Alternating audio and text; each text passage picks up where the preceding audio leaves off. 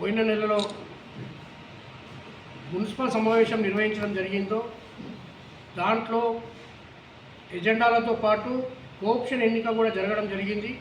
దీనికి సంబంధించి రోజుకొక ఎంఐఎం లీడరు అలాగే కౌన్సిలర్సు పర్సనల్గా వాళ్ళు ఒక వాయిస్ మెసేజ్ పెట్టి గ్రూపులలో పెట్టడం జరుగుతుంది.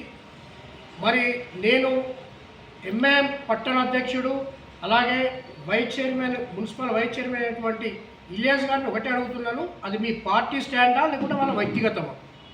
రెండు, వాళ్ళు ఎంతసేపటికి బీఆర్ఎస్ పార్టీ బోధన్ నియోజకవర్గంలో బోధన్ పట్టణంలో ఏం చేయాలి ఏం చేయొద్దు అనేది ఎంఐఎంకు సంబంధించిన కౌన్సిలర్లు లీడర్లు మాకు చెప్తా ఉన్నారు. ఇది చాలా సిగ్గుచేటైన విషయం.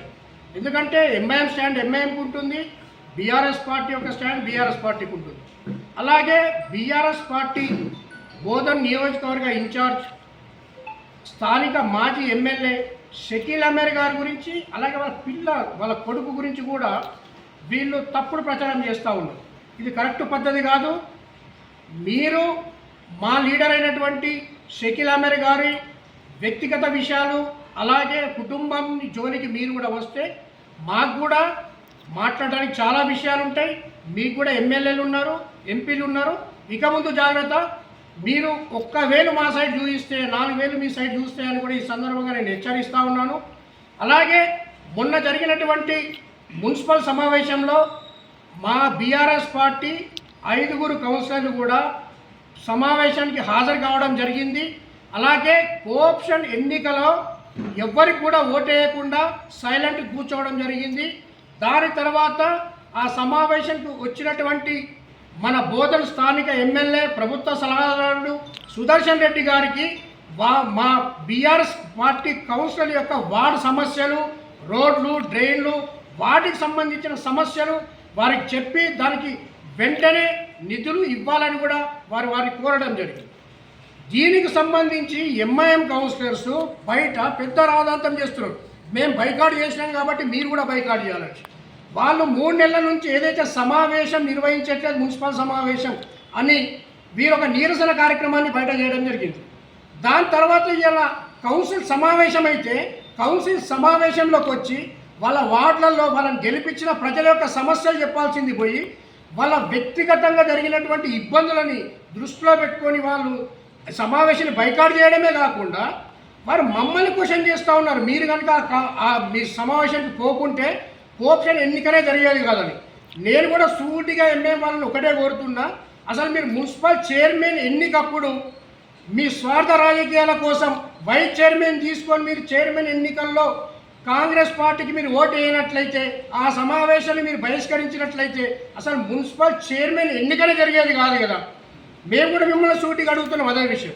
మీరు కాంగ్రెస్కు సపోర్ట్ చేసిన రోజు ఓకే, ఈరోజు మీకు వాళ్ళకి ఎక్కడో చెడి మీరు ఇబ్బంది పడుతున్న రోజు మీరు మాకు చెప్తారా సమావేశంలో ఉండన్నా ఉండొద్దా మేము బయటకు రావాలనే విషయం? ఇంకోటి మేము కూడా మీకు సూటికి ఒకటే చెప్తున్నాం, మీరు ఇప్పుడు కాంగ్రెస్ పార్టీ అలాగే రాష్ట్ర ప్రభుత్వం పైన మనము బయట ఆందోళన కార్యక్రమాలు చేద్దామంటున్నారు. మీరు ఏదైతే కాంగ్రెస్ సపోర్ట్ తోటి వైస్ చైర్మన్ అయినరో దాన్ని బేషరతుగా రిజైన్ చేయండి.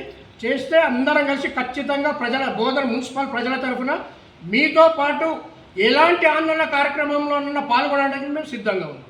కాబట్టి ఇక ముందు ఇలాంటి చిల్లర చేస్తారని బంద్ చేయాలి. అలాగే నేను వాళ్ళ పట్టణ అధ్యక్షుడు వైస్ చైర్మన్ గారిని ఒకటే కోరుతున్నాను, మీ పార్టీ స్టాండ్ కరెక్ట్ చెప్పండి. అనవసరంగా మా పార్టీ మీద పడడం కాదు. మీరేం చేస్తారో చేసుకోండి, మీరు ఎన్ని ఉద్యమాలు చేస్తారో చేయండి. అలాగే అల్తాఫ్ అనే వ్యక్తి సుదర్శన్ రెడ్డి గారిని అడ్డుకోవడం జరిగింది. రవీంద్ర యాదవ్ గారు కూడా అనేసి అన్నారు. బాజాప్తా నేను అడ్డుకున్నందుకు మా మీద పోలీస్ కేసులు కూడా అయినాయి, మా మీద కేసులు అయినాయి. వ్యక్తిగతంగా సుదర్శన్ రెడ్డి మమ్మల్ని ఏదో టార్గెట్ చేసిండ్రు, మమ్మల్ని ఇబ్బంది పెడుతుండనేసి మేము ఎక్కడ కూడా షోలు చేయలేదు. ఇంతకుముందు గతంలో వీళ్ళు చేసినట్లు సోషల్ మీడియాలలో హల్చల్ చేయలేదు. మా ఇంట్లో ఎవరు బయటకు వచ్చేసి అయ్యో నా పిల్లవాడికి అన్యాయం జరిగిందని ఎవరు చెప్పట్లేదు. ఎందుకంటే బాజాప్తా ప్రజల తరఫున ఉద్యమాలు చేసినప్పుడు ఖచ్చితంగా కేసెస్ అవుతాయి. కాబట్టి ఆ కేసెస్ని ఫేస్ చేయడానికి మేము బాజాప్తా రెడీ ఉంటాం. ఇక ముందు కూడా మేము పార్టీ పుట్టిందే ఉద్యమం ద్వారా, ఉద్యమం చేసి రాష్ట్రాన్ని సాధించినటువంటి పార్టీ బీఆర్ఎస్.